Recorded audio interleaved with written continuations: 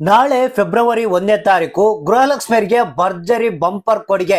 ಹೌದು ಸ್ನೇಹಿತರೆ, ನೀವು ಪ್ರತಿ ತಿಂಗಳ ಏನು ಗೃಹಲಕ್ಷ್ಮಿಯರು 2,000 ಹಣವನ್ನ ರಾಜ್ಯ ಸರ್ಕಾರದಿಂದ ಪಡಿತಾ ಇದ್ರಿ. ಈಗ ಕೇಂದ್ರ ಸರ್ಕಾರದ ಕಡೆಯಿಂದ 2,000 ಹಣ ಬಂದ್ರೆ ಹೇಗಿರುತ್ತೆ? ಹೌದು ಸ್ನೇಹಿತರೆ, ಈಗ ಭರ್ಜರಿ ಗುಡ್ ನ್ಯೂಸ್ ಬಂದಿರುವಂತದ್ದು.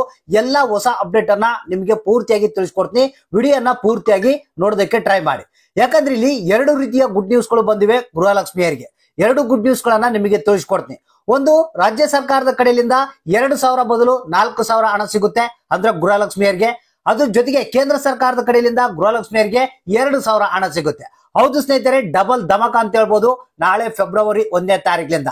ಹಾಗಾದ್ರೆ ಬನ್ನಿ, ಪ್ರತಿಯೊಬ್ಬ ಗೃಹಲಕ್ಷ್ಮಿಯರು ಈ ಒಂದು ಮಾಹಿತಿಯನ್ನ, ಹೊಸ ಅಪ್ಡೇಟ್ ಅನ್ನ ಮಿಸ್ ಮಾಡ್ಕೊಳ್ಬೇಡಿ. ಯಾಕಂದ್ರೆ ಬಹಳ ಮುಖ್ಯವಾದಂತ ಹೊಸ ಅಪ್ಡೇಟ್ ಇದೀಗ ಬಂದಿರುವಂತ ಒಂದು ಹೊಸ ಸುದ್ದಿ ಇದು. ಹಾಗಾದ್ರೆ ಬನ್ನಿ, ಪ್ರತಿಯೊಬ್ಬರಿಗೆ ಈ ಒಂದು ಹೊಸ ಅಪ್ಡೇಟ್ ಅನ್ನ ತಿಳಿಸ್ಕೊಡ್ತಾ ಇದೀನಿ. ಯಾಕಂದ್ರೆ ಅಲ್ಲಿ ಕೇಂದ್ರ ಸರ್ಕಾರದ ಕಡೆಯಿಂದ ಗೃಹಲಕ್ಷ್ಮಿಯರಿಗೆ ಹಣ ಬಿಡುಗಡೆ ಆಗುತ್ತಂತೆ, ಮತ್ತೆ ರಾಜ್ಯ ಸರ್ಕಾರದ ಕಡೆಯಿಂದ 2,000 ಬದಲು 4,000 ಸಿಗುತ್ತಂತೆ. ಹಾಗಾದ್ರೆ ಇಂತ ಒಂದು ಗುಡ್ ನ್ಯೂಸ್ ಅನ್ನ ನಿಮಗೆ ಪೂರ್ತಿಯಾಗಿ ನಾನು ತಿಳಿಸ್ಕೊಡ್ತಾ ಇದೀನಿ. ಹೌದು ಸ್ನೇಹಿತರೆ, ನಿಮ್ಗೆಲ್ಲ ಗೊತ್ತಿರಬಹುದು, ಕಾಂಗ್ರೆಸ್ ಸರ್ಕಾರ ಜಾರಿಗೆ ತಂದಿರುವಂತಹ 5 ಗ್ಯಾರಂಟಿಗಳಲ್ಲಿ ಒಂದಾದಂತ ಗೃಹಲಕ್ಷ್ಮಿ ಯೋಜನೆ.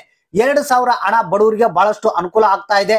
ಸೊ ಇದು ಇಲ್ಲಿ ಏನಪ್ಪಾ ಬೇಜಾರಂದ್ರೆ, ಸರಿಯಾದ ರೀತಿಯಲ್ಲಿ ರಾಜ್ಯ ಸರ್ಕಾರ ಗೃಹಲಕ್ಷ್ಮಿ ಯೋಜನೆಯ ಹಣ ಬಿಡುಗಡೆ ಮಾಡ್ತಾ ಇಲ್ಲ. ಏನು ದಿನ ಬೆಳಕರೆದ್ರೆ ಯಾವುದೇ ಒಂದು ಮಾಹಿತಿ ಸರಿಯಾದ ರೀತಿಯಲ್ಲಿ ಮಾಹಿತಿಯನ್ನ ಕೊಡ್ತಾ ಇಲ್ಲ. ಸರಿಯಾದ ಸಮಯಕ್ಕೆ ಗೃಹಲಕ್ಷ್ಮಿ ಯೋಜನೆಯ ಹಣ ಬಿಡುಗಡೆ ಮಾಡ್ತಾ ಇಲ್ಲ. ಈಗ ಗೊತ್ತಿರಬಹುದು ನಿಮಗೆ, 16 ಮತ್ತು 17ನೇ ಕಂತಿನ ಹಣ ಬರಬೇಕು. ಸೊ ಆದ್ರೂ ಕೂಡ ಜನರ ಖಾತೆಗೆ ಇನ್ನೂ ಬಂದಿಲ್ಲ. ಜಸ್ಟ್ ನಿಮ್ಗೆ ಏನಪ್ಪಾ ಅಂದ್ರೆ, ಜನ ಬಹಳಷ್ಟು ಮಂದಿ ವೇಟ್ ಮಾಡ್ತಾ ಇದಾರೆ. ಇದೀಗ ಬಂದಿರುವಂತ ಸುದ್ದಿ ಪ್ರಕಾರ ಈಗ ಕೇಂದ್ರ ಸರ್ಕಾರ ಕೂಡ ಏನು ಗೃಹಲಕ್ಷ್ಮಿಯರಿಗೆ ರಾಜ್ಯ ಸರ್ಕಾರ ಯಾವ ರೀತಿ 2,000 ಕೊಡುತ್ತೆ ಅದೇ ರೀತಿ ಕೊಡ್ಬೇಕಂತೇಳಿ ಪ್ಲಾನ್ ಮಾಡಿದೆ. ಹೌದು ಸ್ನೇಹಿತರೆ, ನಾಳೆ ಫೆಬ್ರವರಿ 1ನೇ ತಾರೀಕು ನಿಮ್ಗೆಲ್ಲ ಗೊತ್ತಿರಬಹುದು, ಕೇಂದ್ರ ಸರ್ಕಾರದ ಬಜೆಟ್ ಅನ್ನ ಏನು ನಿರ್ಮಲ್ ಸೀತಾರಾಮನ್ ಅವರು ಮಂಡನೆ ಮಾಡ್ತಾ ಇದ್ದಾರೆ. ಸೊ ಇದ್ರ ಬಗ್ಗೆ ನಿಮಗೆ ಗೊತ್ತಿರುವಂತಹ ಮಾಹಿತಿ ಇದು. ಸೊ ಇಲ್ಲಿ ಈ ಒಂದು ಕೇಂದ್ರ ಸರ್ಕಾರದ ಬಜೆಟ್ ನಲ್ಲಿ ಏನು ರಾಜ್ಯ ಸರ್ಕಾರ ಯಾವ ರೀತಿ ಗೃಹಲಕ್ಷ್ಮಿಯರಿಗೆ 2,000 ಕೊಡುತ್ತೆ, ಅದೇ ರೀತಿಯಾಗಿ ನಾವು ಕೇಂದ್ರ ಸರ್ಕಾರದ ಕಡೆಯಿಂದ 2,000 ಹಣ ಕೊಡೋಣ ಅಂತ ಹೇಳಿ ಬಜೆಟ್ ನಲ್ಲಿ ಮಂಡನೆ ಮಾಡ್ತಾ ಇದೆ. ಒಂದ್ ವೇಳೆ ಈ ಬಜೆಟ್ ಏನಾದ್ರೂ ಸಕ್ಸಸ್ ಆಯ್ತಪ್ಪ ಅಂತಂದ್ರೆ, ಕೇಂದ್ರ ಸರ್ಕಾರದ ಕಡೆಯಿಂದ ಕೂಡ ನಿಮಗೆ ಪ್ರತಿ ತಿಂಗಳ 2,000 ರೂಪಾಯಿ ಹಣ ಬಂದೇ ಬರುತ್ತೆ. ಹಾಗಾದ್ರೆ ಯಾವ ಸ್ಕೀಮ್ ಮುಖಾಂತರ ಬರುತ್ತೆ, ಯಾವ ರೀತಿ ಬರುತ್ತೆ ಅನ್ನೋದನ್ನ ಮತ್ತೊಂದು ಹೊಸ ಅಪ್ಡೇಟ್ ನಲ್ಲಿ ತಿಳಿಸ್ತೀನಿ. ಇನ್ನು ರಾಜ್ಯ ಸರ್ಕಾರದ ವಿಚಾರಕ್ಕೆ ಬಂದ್ರೆ, ನಿಮಗೆ ರಾಜ್ಯ ಸರ್ಕಾರ ಏನು ಈಗ 2,000 ರೂಪಾಯಿ ಹಣವನ್ನ ಕೊಡ್ತಾ ಇದೆ ಗೃಹಲಕ್ಷ್ಮಿ ಮುಖಾಂತರ. ಸೊ ಅದನ್ನ ಇನ್ ಮುಂದೆ ಡಬಲ್ ಮಾಡಿಕೊಡುವಂತ ಒಂದು ಯೋಜನೆಯನ್ನ ಮಾಡಿಕೊಂಡಿದೆ. ಅದೇನಪ್ಪಾ ಅಂತಂದ್ರೆ, ರಾಜ್ಯ ಸರ್ಕಾರವೇ ಒಂದು ಚಿಟ್ ಫಂಡ್ ಅನ್ನ ನಡೆಸುತ್ತೆ. ಅಂದ್ರೆ ಚಿಟ್ ಫಂಡ್ ಅನ್ನ ಮಾಡುತ್ತೆ.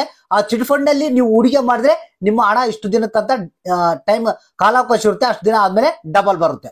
ಸೊ ಇಲ್ಲಿ ಏನಪ್ಪಾ ಅಂತಂದ್ರೆ, ಈಗ ರಾಜ್ಯ ಸರ್ಕಾರ ಅಂದ್ರೆ ನಮ್ಮ ಮುಖ್ಯಮಂತ್ರಿಗಳು ಕೇಂದ್ರಕ್ಕೆ ಕೇಳ್ತಾ ಇದ್ದಾರೆ. ಯಾಕಂದ್ರೆ ಕೇಂದ್ರ ಬಜೆಟ್ ಇದೆ.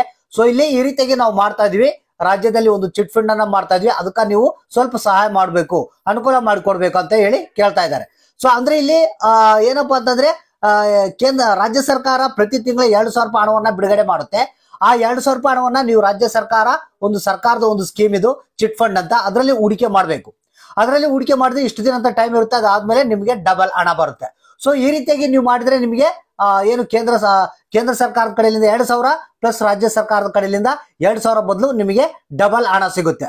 ಹಾಗಾದ್ರೆ ಇದನ್ನ ಹೆಚ್ಚಿನ ಒಂದು ಡೀಟೇಲ್ಸ್ ಕೂಡ ನಾನು ಮುಂದಿನ ದಿನಗಳಲ್ಲಿ ತಿಳಿಸ್ಕೊಡ್ತೇನೆ. ಸೊ ಈ ಎರಡು ಈಗ ಸದ್ಯದಲ್ಲಿ ಪೆಂಡಿಂಗ್ ಇದಾವೆ. ಆದ್ರೆ ಈ ಎರಡು ಗುಡ್ ನ್ಯೂಸ್ ಗಳು ಬಂದ್ರೆ ಗೃಹಲಕ್ಷ್ಮಿಯರಿಗೆ ಬಂಪರ್ ಕೊಡುಗೆ ಅಂತಾನೆ ಹೇಳ್ಬೋದು. ಹಾಗಾದ್ರೆ ಕಾಯ್ದು ನೋಡೋಣ ನಾಳೆ ಒಂದು ಕೇಂದ್ರ ಸರ್ಕಾರದ ಬಜೆಟ್ ಏನಾಗುತ್ತೆ, ಮತ್ತೆ ರಾಜ್ಯ ಸರ್ಕಾರ ಯಾವ ರೀತಿ ತೀರ್ಮಾನ ತೆಗೆದುಕೊಳ್ಳುತ್ತೆ ಅಂತ ಜಸ್ಟ್ ವೇಟ್ ಮಾಡಿ ನೋಡೋಣ. ಇನ್ನೊಂದು ಹೊಸ ಅಪ್ಡೇಟ್ ಮುಖಾಂತರ ಮತ್ತೆ ಒಂದು ಮಾಹಿತಿಯನ್ನ ನಿಮಗೆ ತಿಳಿಸ್ಕೊಡ್ತಾ ಇದೀನಿ.